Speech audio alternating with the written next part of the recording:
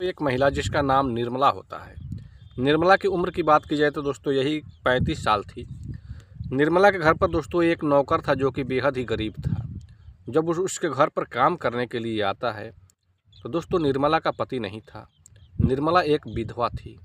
निर्मला दोस्तों वहाँ पर कुछ ऐसा करती है कि जब नौकर घर के अंदर काम करने के लिए चला जाता है तो कहते हैं कि हमारे ससुर जी भी गए हुए हैं खेत में, उनके आने का तुम इंतज़ार करो, उसके बाद तुम्हें काम समझा देंगे। जब तक दोस्तों जो नौकर होता है बबलू, वो उसी के आंगन के बरामदे में बैठ जाता है। अब यहाँ पर दोस्तों निर्मला जो होती है वो चाय बनाकर लाती है, एक चाय नौकर को दे देती है, एक चाय अपने आप पीने लगती है। चाय जैसे ही समाप्त होता है तो दोस्तों जो निर्मला रहती है उस नौकर से कहती है कि देखो अभी तो खेत का और जो भी काम है उसे तुम बाद में करना, पहले तुम हमारा काम कर दो। अब दोस्तों नौकर जो होता है कहता है मालकिन आप क्या बोल रही हैं। निर्मला कहती है कि जिस तरह से मैं बोल रही हूँ उस तरीके से तुम करो, अगर नहीं करोगे तो तुम समझ लो कि अगर थोड़ा सा मैं अभी शोर मचा दूँ तो हमारे पड़ोस के जो लोग हैं वो तुम्हारा हैसियत क्या करेंगे। अब दोस्तों जो नौकर था बेहद गरीब था, इस बात को सुनने के बाद बेहद डर जाता है। अब निर्मला जैसे जैसे कहती है उस तरीके का बेचारा जो नौकर होता है वो करने लगता है। लेकिन थोड़ी ही देर के बाद दोस्तों जो निर्मला के ससुर जी थे वो उसके घर पर आ जाते हैं। उसके बाद जो होता है दोस्तों आप लोग भी सुनने के बाद दोस्तों सोचने पर मजबूर हो जाएंगे कि आखिर जो निर्मला ने किया आखिर क्या कर रही थी या उसका नौकर क्या कर रहा था। और जो उसके ससुर जी जब उसके घर पर आ जाते हैं तो आगे की प्रक्रिया क्या होती है, आगे के काम क्या होती है। दोस्तों नमस्कार प्रणाम। चलिए आज की जो सच्ची घटना है उसे हम लोग बहुत ही विस्तार पूर्वक जानने का प्रयास करते हैं। दोस्तों आज की जो सच्ची घटना है बंगाल की है। बंगाल में दोस्तों एक परिवार रहते हैं जो कि रसूल खान का परिवार। रसूल खान दोस्तों पेशे से वो अपना खेती बाड़ी किया करते थे। उनके पास खेत की कोई कमी नहीं थी। रसूल का एक लड़का था दोस्तों, लड़का जो था उसका नाम यहाँ पर सरफराज खान होता है। सरफराज खान दोस्तों उसका शादी 2 साल पहले हो चुका था। 2 साल के बाद सरफराज खान के घर पर एक शादी के लिए कार्ड आता है, यानी कि इनविटेशन कार्ड कहें या जो भी कहें। जैसे ही कार्ड आता है तो उस कार्ड के लिए दोस्तों उसे शादी में जाना था। अब इसी तरीके से दोस्तों समय तो कट रहा था, लेकिन जिस जिस दिन दोस्तों जाना था शादी में, उस दिन जो यहाँ पर सरफराज खान होता है वो अपनी पत्नी से कहता है कि हमारे लिए जो भी सामान है वो अच्छी तरीके से बैग में पैक कर दो, क्योंकि अभी हमें रिलेशन में जाना है। उसके बाद दोस्तों उसकी जो पत्नी थी, अभी पत्नी का और इस सरफराज खान का शादी का दोस्तों मान के चले तो 2 साल से ज़्यादा नहीं हो चुका था। 2 साल समय कट चुका था। तभी दोस्तों निर्मला जो होती है अपने पति के लिए जो भी सामान था ले जाने वाला रिलेशन में, वो सारा सामान बैग में पैक कर देती है। अब यहाँ पर सरफराज खान जो होता है वो दोस्तों सफ़र के लिए निकल जाता है। स्टेशन पर जाता है, ट्रेन में चढ़ता है, लेकिन दोस्तों ट्रेन में तो चढ़ता है उसे सीट नहीं मिल पाती है, जिस वजह से दोस्तों सरफराज खान गेट पर ही जैसे तैसे धक्के मुक्की खाते हुए सफ़र कर रहा था। लेकिन दोस्तों अनजाने में उसे थोड़ी सी कहीं से धक्का लगती है और सरफराज खान जो होता है गाड़ी 120-80 की स्पीड चल रही थी। उसी दरमियान सरफराज खान जो होता है उस गाड़ी से नीचे गिर पड़ता है और उसे दोस्तों बिजली के खंभे से टकराने के बाद वहीं पर मौत हो जाती है। जैसे ही घर में ये खबर पहुंचती है तो दोस्तों यहाँ पर निर्मला को रो रो कर बेहद बुरा हाल हो जाता है। अब दोस्तों निर्मला एकदम खोई खोई सी रहने लगती है। अब दोस्तों जो उसके ससुर रसूल खान होते हैं वो अपनी बहू को समझाते हैं। उसके बाद निर्मला जो होती है दोस्तों जैसे ही 1 साल का समय गुजरता है तो एकदम अब नॉर्मल सी रहने लगती है। लेकिन रसूल खान कहते हैं कि अगर हमारी जो बहू है अगर इस तरीके से अकेले घर में रहेगी तो शायद ये बोर हो जाएगी। इसलिए दोस्तों रसूल खान जो होते हैं निर्मला के लिए एक अच्छा सा श्रृंगार का दुकान खोल देते हैं और सोचते हैं कि इस दुकान पर हमारी बहू जो दिन भर रहेगी तो किसी न किसी महिलाओं से, किसी न किसी लड़कियों से अपना बातचीत करते रहेगी, इसका दिल और मन बहलते रहेगा। अब दोस्तों यहाँ पर जो रसूल खान होते हैं निर्मला के लिए एक अच्छा सा दुकान खोल देते हैं। जब तक दोस्तों 1 साल का समय और निकल जाता है, लेकिन दोस्तों निर्मला को उस दुकान से उतना कोई वास्ता नहीं था। निर्मला दोस्तों जो थी, निर्मला की अभी शौक़ और श्रृंगार अभी कहीं भी दोस्तों पूरी नहीं हो पाई थी, जिस वजह से दोस्तों जो निर्मला थी अक्सर वो किसी न किसी पुरुष के फिराक में ही रहती थी। इस वजह से दोस्तों निर्मला का उस गांव मोहल्ले में जो हल्ला होता है, पूरी तरीके से सब लोग जान चुके थे कि जो निर्मला है एकदम बदचलन महिला है, उसकी चरित्र ठीक नहीं है। अब दोस्तों निर्मला एक दिन अपने दुकान पर, श्रृंगार की दुकान पर अपना सामान बेच रही थी। उसी के रास्ते से गांव का लड़का जो था वो जा रहा था पढ़ने के लिए। निर्मला की जो नज़र होती है उस लड़के पर पड़ जाती है और एक दिन उस लड़के को अपने दुकान पर रुकवा कर बोलती है कि तुम अपने मम्मी से पूछना तुम हमारे दुकान पर क्या काम करोगे। अगर तुम हमारे दुकान पर काम करोगे तो तुम जानते ही हो मैं पढ़ी लिखी हूँ, तुम्हें अक्सर मैं 1-2 घंटे अपने घर पर पढ़ाऊँगी, अच्छी तरीके से बताऊँगी, और हमारे दुकान पर काम करोगे तो उसके बदले हम तुम्हें कुछ पैसे भी दे दिया करेंगे। दोस्तों जो लड़का होता है अपनी माँ से जाकर ये सारे बातों को जब कहता है तो उसकी माँ कहती है कि बेटा वो जो औरत है उसका चाल चलन ठीक नहीं है, तुम उसके पास कभी मत जाना। अब दोस्तों यहाँ पर जो लड़का था वो सीधा जवाब दे देता है। निर्मला की सारी ख्वाहिशें दोस्तों अधूरी पड़ जाती है। एक दिन का वाक़या दोस्तों ऐसा होता है कि जो रसूल खान थे, जब वो अपने खेत पर काम कर रहे थे तो दोस्तों धूप में वो कुदाल चला रहे थे, जिसकी वजह से उनके चक्कर आ जाता है और वो खेत में ही गिर पड़ते हैं। आस पड़ोस के जो लोग होते हैं, किसान, वो जा कर के रसूल खान को उठाते हैं, पानी पिलाते हैं और दोस्तों नज़दीकी हॉस्पिटल में ले जाकर एडमिट भी किया जाता है। जैसे ही निर्मला को पता चलता है तो दोस्तों जो निर्मला होती है दौड़ी भागी हॉस्पिटल पहुंचती है। हॉस्पिटल में अपने ससुर का देखभाल करती है। 3 से 4 दिन का वक्त निकल जाता है। उसके बाद रसूल खान जो होते हैं थोड़ा सा ठीक हो जाते हैं तो निर्मला उन्हें लेकर घर पर चले जाती है। लेकिन रसूल खान का टेंशन कहीं ख़त्म नहीं हुआ था।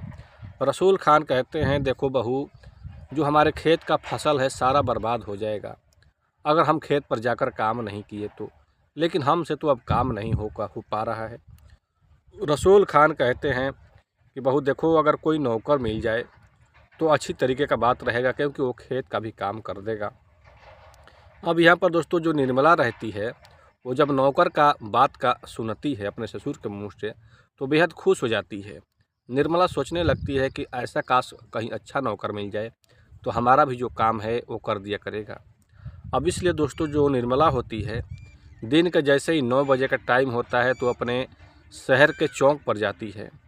चौक पर जाने के बाद दोस्तों वहाँ पर एक लेबर जो मज़दूर होता है काम करने वाला, उससे पूछती है क्या तुम हमारे घर पर काम करोगे। वो लेबर मज़दूर जो होता है कहता है कि हाँ मालकिन, मैं तो काम करूँगा।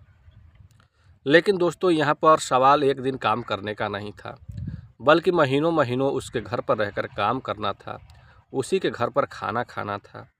अब जो मज़दूर था दोस्तों वो इस बात को मान जाता है, क्योंकि दोस्तों उस मज़दूर को काम कहीं पर मिलता था तो 1 दिन 2 दिन और फिर उसे ऐसे ही खाली बैठना पड़ता था।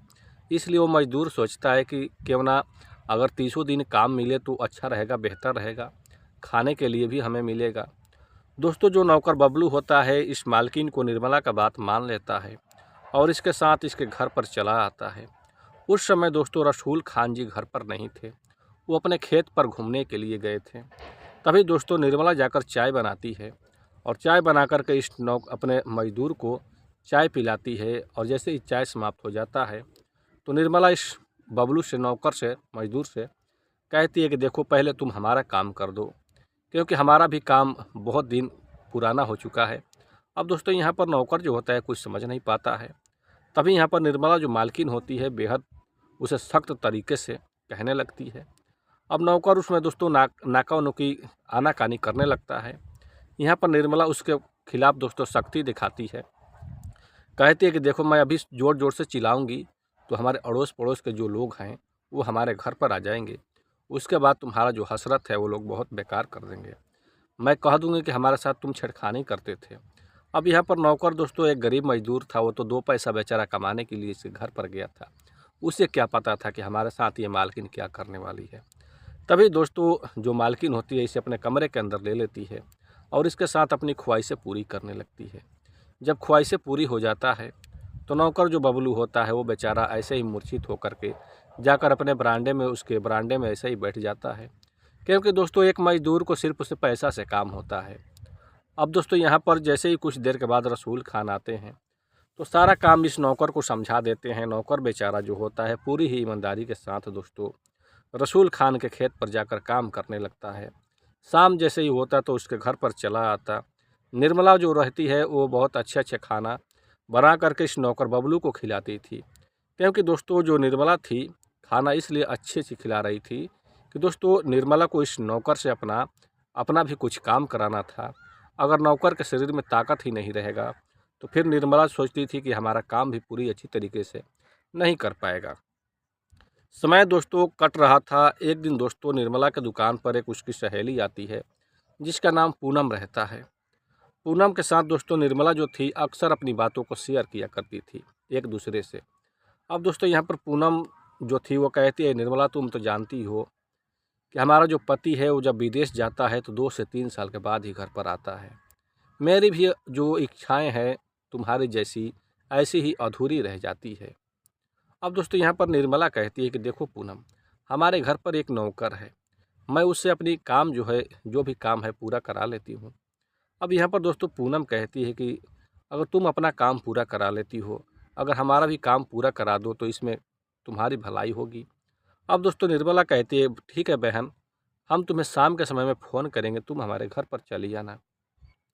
निर्मला दोस्तों उस दिन क्या ऐसा काम करती है कि जैसे ही शाम का समय होता है तो अपनी दुकान का शटर बंद करती है और सीधा एक मेडिकल पर चली जाती है।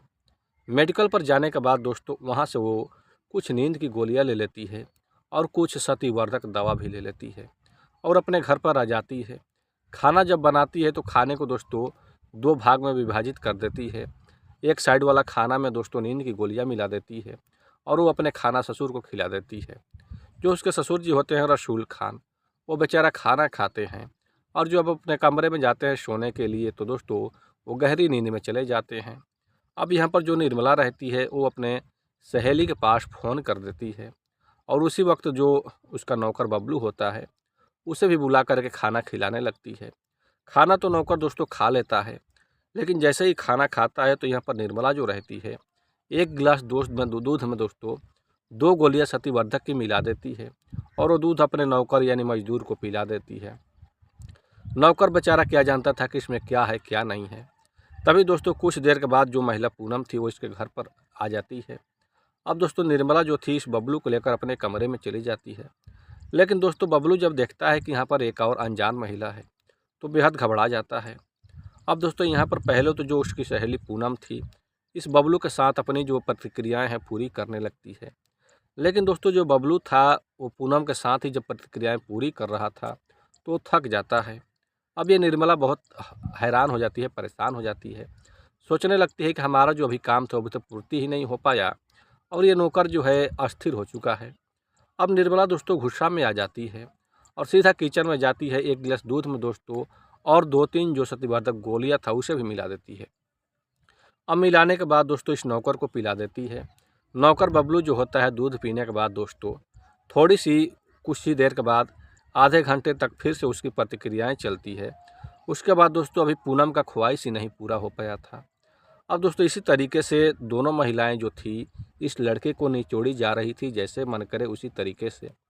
अब दोस्तों जो नौकर बबलू होता है कुछ देर के बाद उसे चक्कर आने लगती है और वो फर्श पर गिर करके तड़पाने लगता है।